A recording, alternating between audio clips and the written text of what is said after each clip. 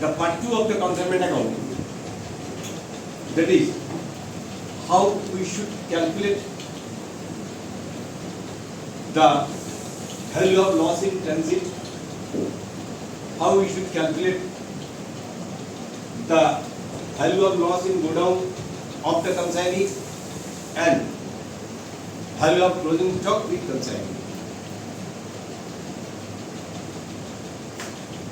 Already we have discussed there are two types of expenses in the consignment business. One is the recurring expenses, another is the non-recurring expenses. For the valuation of the loss or valuation of closing stock, we have to be considered only the non-recurring expenses. Recurring expenses never will be considered at the time of valuation of loss or valuation of closing stock. We should remember it. অর্থাৎ closing stock যখন আমরা valuation করব তখন কেমন আমাদের যে recurring expenses সেটা আমরা নেব না। যদি আমাকে কেউ জিজ্ঞাসা করে যে এই জামাটার দাম কত, কারণ আমি কাপড়টা কিনেছিলাম, আমি কাপড়টা কিনেছিলাম 300 টাকা দিয়ে আর প্যাকিং চার্জ নিয়েছি 100 টাকা, তাহলে আমাকে যদি বলে জামাটার খরচ কত হয়েছে, আমি বলবো 300 টাকা প্লাস 100 টাকা 400 টাকা।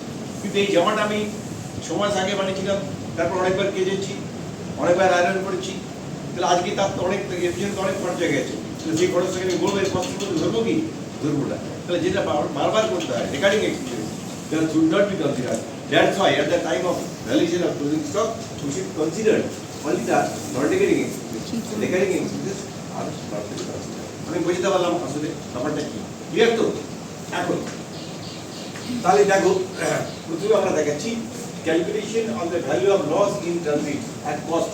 আমরা এই অ্যাট কস্ট এই কারণে লিখলাম যে অনেক সময় কনসাইনর ইনভয়েস প্রাইসে মাল পাঠায়। ইনভয়েস প্রাইস মানে যে দামে ওকে মালটা বিক্রি করতে হবে, যখন আমি চালান করব কনসাইনিকে কত টাকার মাল পাঠাচ্ছি, আমি যখন মালটা পাঠাবো তখন আমাকে একটা বিল চালু করে পাঠাতে হয়, সেখানে আমাকে কত ইউনিট গুডস পাঠাচ্ছি তার ভ্যালু কত সেগুলো আমাকে লিখে দিতে হয়। সেই ভ্যালুটা আমি কোন ভ্যালুতে দেবো, আমার কাছে যেটা কস্ট সেই কস্টে, নাকি যে দামে ও বিক্রি করবে সেই দামে, either at cost price or sales price. Sales price, the price at which the consignor will sell the goods, that is called invoice price, that is known as invoice price. তাহলে আমি কি ওকে যে মালটা পাঠাচ্ছি সেটা ইনভয়েস প্রাইসে পাঠাচ্ছি, কেমন? তাহলে এই যে লস ইন ট্রানজিট এটা আমি ভ্যালিডেশন করবো, কিন্তু লস ইন গোডাউন কত টাকার মাল লস হয়েছে বা কত টাকা ভ্যালু অফ ক্লোজিং স্টক আছে সেটা তো আমাকে কনসাইনি করে দেবে। কনসাইনির কাছ থেকে আমি ইনফরমেশনটা পাবো, তো কনসাইনি যখন ইনফরমেশনটা করে আমাকে পাঠাবে তখন ওর মধ্যে ওর কাছে তো কস্ট প্রাইসও জানে না, ওর কাছে যে ইনভয়েস আছে সেখানে সেলস প্রাইসটা লেখা আছে, ফলে সেই ইনভয়েস প্রাইসে ভ্যালুয়েশন করবে, তখন আমাকে ওর উপর যে লোডটা আছে সেটা নামিয়ে দিতে হবে। সেই লোডটাকে আমাকে নামিয়ে দিতে হবে যদি ইনভয়েস প্রাইসে মাল পাঠানো হয়ে থাকে। আর যদি কস্ট প্রাইসে মাল পাঠানো হয়ে থাকে তাহলে সেই জন্য আমি লিখেছি যদি মালটা আমি কস্ট প্রাইসে পাঠিয়ে থাকি কনসাইনিকে তখন কীভাবে ভ্যালিডেশন করবো, কেমন? আর ইনভয়েস প্রাইসে করলে এইভাবে ভ্যালিডেশন করার পর আমার যে এর উপরে যে লোডটা আছে সেটা নামিয়ে দিতে হবে। আমি কস্টের সঙ্গে যতটা প্রফিট করে মালটা পাঠাচ্ছি সেই প্রফিটটা আমাকে মাইনাস করে দিতে হবে, দিলে আমি আবার অরিজিনাল লসটা বার করতে পারবো। ক্লিয়ার? এই হচ্ছে প্রসেস। তাহলে আমরা কি করছি, calculation of value of loss in transit at cost. Cost of goods lost, যে মালটা রাস্তা নষ্ট হয়ে গেছে তার একটি ভ্যালু কত। ধরুন আমি 100 পিস মাল পাঠিয়েছিলাম, 10 পিস মাল নষ্ট হয়ে গেছে, তাহলে 10 পিসের ভ্যালু কত সেটা এখানে লিখলাম। উৎপাদন খরচ আমি যে দামে পাঠিয়েছিলাম, কস্ট অফ গুডস সেল যেটা করেছিলাম সেটা 100 টাকা মালের দাম কস্ট অফ গুডস লেখা আছে, 100 টাকা কতটা মাল পাঠিয়েছিলাম তার মধ্যে কতটা মাল নষ্ট হয়ে গেছে। কিংবা বলে দিয়েছে আমি 2 লাখ টাকার মাল পাঠিয়েছিলাম, রাস্তায় 40,000 টাকার মাল নষ্ট হয়ে গেছে, তাহলে বলে দিতে পারে তাহলে কত টাকার মাল নষ্ট হয়ে গেছে, কস্ট অফ গুডস 40,000। এবারে proportionate non recurring expenses of consignor, কনসাইনরের এক্সপেন্সেস ধরবো খালি। এখানে লস ইন ট্রানজিটের ক্ষেত্রে only consignor expenses to be consider, consigning expenses ধরবো না, কারণ কনসাইনির কাছে মালটা পৌঁছানোর আগে রাস্তায় মালটা নষ্ট হয়ে গেছে, যে মালটা রাস্তা নষ্ট হয়ে গেছে সেখানে কনসাইনি কোনো খরচই করেনি, কনসাইনি তো মালটা রিসিভই করলো না, সেই জন্য কনসাইনির খরচ কি করে এখানে আনবো, সেই জন্য only consignor expenses are to be consider. as the goods were lost in transit, consignee not yet received the goods, so they are not incurred any expenses on that goods. That's why consignee's non-negative expenses is not to be considered at the time of valuation of closing stock, a stock loss in transit. Clear? তাহলে এর ধরলাম proportionate expenses হলো, proportionate মানে এর জন্য কতটা খরচ হয়েছে। কনসাইনরের এক্সপেন্সেস তো করব, non recurring expenses of consignor total ধরো কনসাইনর খরচা করেছিল 20,000 টাকা, মালটা পাঠাতে 20,000 টাকা খরচা করেছিল, তাহলে এই 20,000 টাকা খরচা করেছিল তো এন্টার মাল পাঠাতে 2 লাখ টাকার মাল পাঠাতে, 2 লাখ টাকার মাল পাঠাতে 20,000 টাকা খরচা হয়েছিল, কিন্তু মালটা তো নষ্ট হয়ে গেছে 40,000 টাকা। তাহলে 2 লাখ টাকার জন্য যদি 40,000 এক্সপেন্সেস হয়, অর্থাৎ 2 lakh we incurred 20,000 expenses. What will be the expenses for 40,000? That is called proportionate expenses. Cost of goods lost 40,000 and cost of goods sent 2 lakhs. কেমন 2 লাখ টাকার জন্য এই খরচ হলে 40,000 এর জন্য কত টাকা খরচ হবে? That is called proportionate expenses. Say that proportionate expenses to be added in this cost. And it is the cost of goods lost. কেমন এখন এই যে cost of goods lost এর থেকে ইন্স্যুরেন্স যদি করা থাকে ইন্স্যুরেন্স কোম্পানি কিন্তু দিয়ে দেবে, ইন্স্যুরেন্স কোম্পানি দিয়ে দেবে, তাহলে ইন্স্যুরেন্স ক্লেমটা লেস করে দেবো, করে দিলে অ্যাকচুয়াল নেট লসটা পেয়ে যাবো। এটা হচ্ছে কস্ট অফ গুডস লস, হ্যাঁ, তার থেকে ইন্স্যুরেন্স ক্লেমটা যদি ইন্স্যুরেন্স করতে থাকে ইন্স্যুরেন্স ক্লেম লেস করবো, করলে পরে অ্যাকচুয়াল লসটা পেয়ে যাবো, অ্যাকচুয়াল লসটা পেয়ে যাবো। Calculation of loss in godown, তাহলে গোডাউনের লস হয়েছে মানে কি, কনসাইনির কাছে মাল পৌঁছে গেছে, কনসাইনির কাছে মাল, তাহলে কস্ট অফ গুডস লস, গোডাউনে যে মালটা নষ্ট হয়েছে তার কস্ট আমার বার করতে হবে। Total expenses of consignor, consignor expenses হতেই হয় cost of goods loss by cost of good sent. ও যতটা মাল পাঠিয়েছিল সেই একই ফর্মুলায় করতে হবে, সেম ফর্মুলায় কনসাইনরের প্রপোর্শনেট এক্সপেন্সেস বার করলাম। কিন্তু proportionate non recurring expenses of consignee, consignee যে খরচাটা করেছিল যদি রাস্তায় মাল কিছু নষ্ট হয়ে থাকে, কনসাইনি সব মাল রিসিভ করেনি, ধরো আমি 100 ইউনিটস পাঠিয়েছিলাম, তার থেকে 10 ইউনিট লস ইন ট্রানজিট হয়ে গেছে, কনসাইনি খরচা করেছিল কত, এই কনসাইনি রিসিভ করেছিল কত, রিসিভ করেছিল 90 ইউনিট, তাই তো, এটা রিসিভ বাই কনসাইনি, হ্যাঁ, রিসিভ বাই কনসাইনি, তাহলে 90 ইউনিট রিসিভ করেছিল, তাহলে এখানে তো 10 ইউনিট নষ্ট হয়ে গেছে, এখানে ধরো এই যে cost of goods loss in godown 20 unit আছে, তাহলে এখানে যখন করছি তখন আমি এখানে করছি 20/100, 20 কনসাইনি, রাস্তায় মাল নষ্ট হয়ে গেছে, এই গোডাউনে মাল নষ্ট হয়ে গেছে 20 ইউনিট, আর কনসাইনি বাড়ি দিল 100 ইউনিট, কিন্তু এখানে যখন করবো cost of goods loss 20 unit, এখানে কিন্তু কি cost of goods received by consignee, consignee কিন্তু রিসিভ করেছিল 90 ইউনিট, তাহলে এটা হবে 2/100, 20/100, এখানে কিন্তু হবে 20/90, এখানে হবে 20/90, কারণ কনসাইনি 100 ইউনিটস ওর খরচ করেনি, 10 ইউনিট তার রাস্তা নষ্ট হয়ে গেছে, ও 90 ইউনিট রিসিভ করেছিল, তাই ওর খরচটা প্রপোর্শনেট করার সময় ও যতটা মাল রিসিভ করেছে সেই জন্য দেখো আমি এখানে পেনে লিখে কাজ রেখে দিচ্ছি যে এটা হচ্ছে cost of goods sent by consignor, এটা হচ্ছে cost of goods received by consignee, কেমন রিসিভড বাই কনসাইনি, তাহলে কেমন করে এটা আমরা যোগ করবো, যোগ করে টোটাল করে দেবো, কেমন যদি ইন্স্যুরেন্স ক্লেম থাকে তাহলে less insurance claim,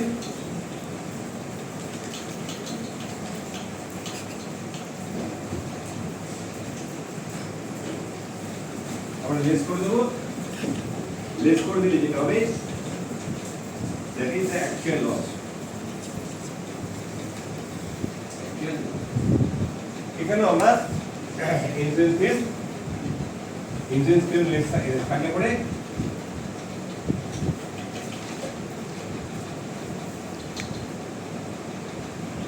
insurance claim করে অ্যাকচুয়াল লসটা বার করব, কেমন যদি থাকে আমরা না দিলে করবো, ইন্স্যুরেন্স রিসিভ থাকতে পারে বা ইন্স্যুরেন্স ক্লেম অ্যাডমিটেড থাকতে পারে, whatever it may be. Now next point is the valuation of closing stock in godown. কেমন calculation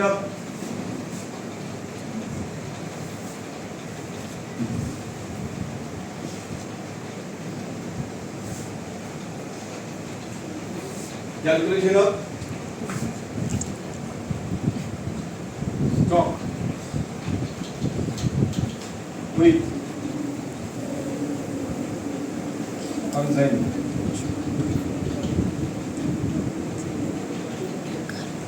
Calculation of stock with consignment. কেমন consignment কে যে মাত্র লেখা আছে তার ভ্যালুয়েশন করব কেমন সেম প্রসিডিউরে একদম একই প্রসিডিউরে করব যে প্রসিডিউরে লস ইন গোডাউন বার করেছি যে প্রসিডিউরে লস ইন করেছি এখানে লিখব কি cost of goods with cost of goods with consignee proportionate expenses of consignor cost of goods with consignee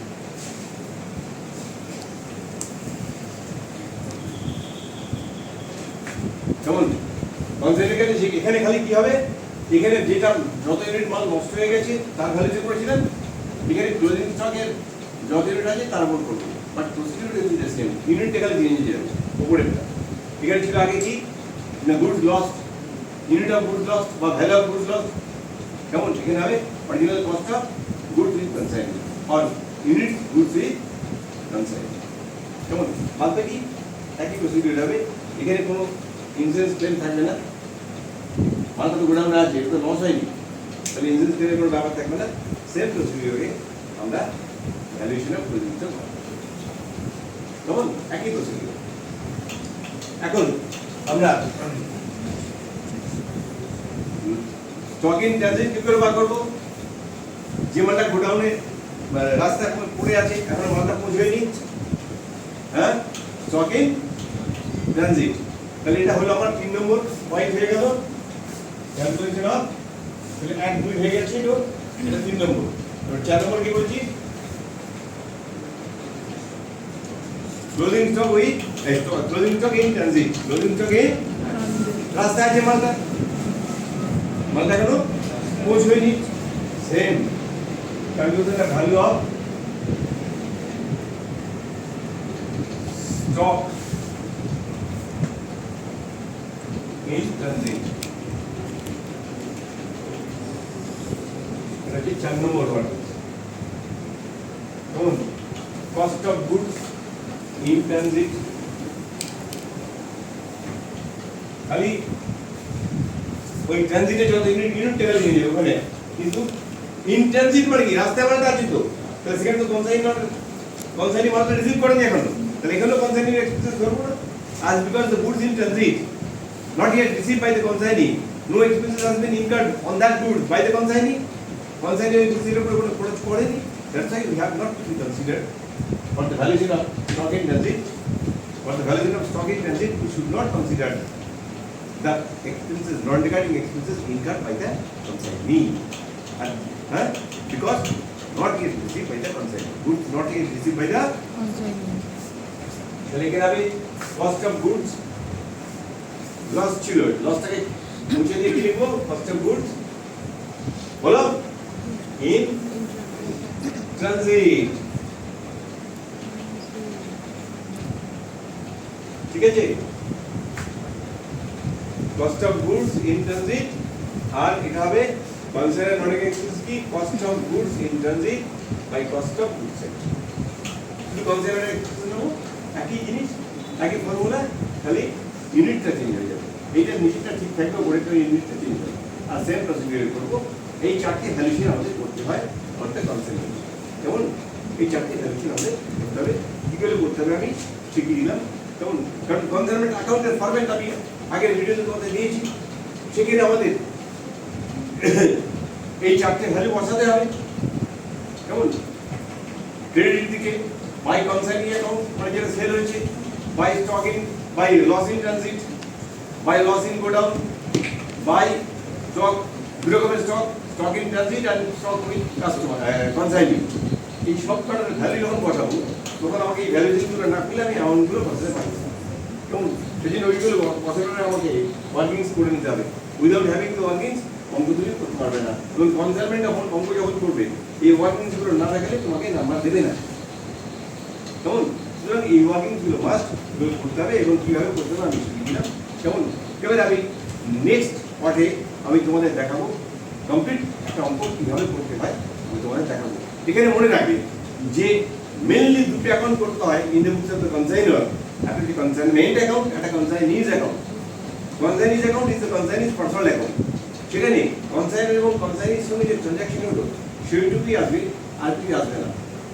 কেমন? আর যদি বলে যে প্রিপেয়ার নেসেসারি অ্যাকাউন্ট কনসাইনমেন্টে, তখন কি কি অ্যাকাউন্ট বুঝতে হতে পারে না? Consignment account,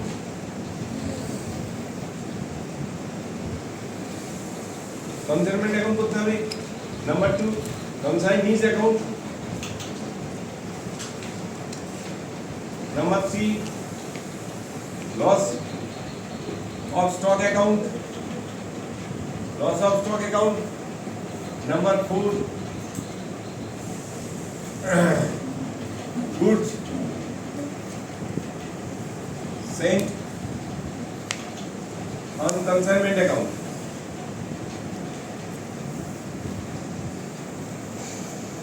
Goods sent on consignment account.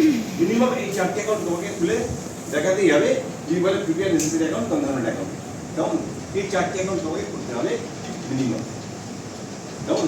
আর যদি তোমাকে মেনটেন করে দেয় prepare consignment account and consignee's account, then you have to prepare only two account. Remember it. অঙ্ককে ভালো করে পড়ে নেবে, দেখে নেবে কি করতে বলেছি। অঙ্কতে যা করতে বলেছে তার বেশি করবো না, তার কম করবো। যেটুকু অ্যান্সার চেয়েছে সেই অ্যান্সারটা প্রথমে থাকবে, ওয়ার্নিংসে নিচে থাকবে। এইভাবে আমরা অঙ্ক তাহলে সলভ করব। ক্লিয়ার?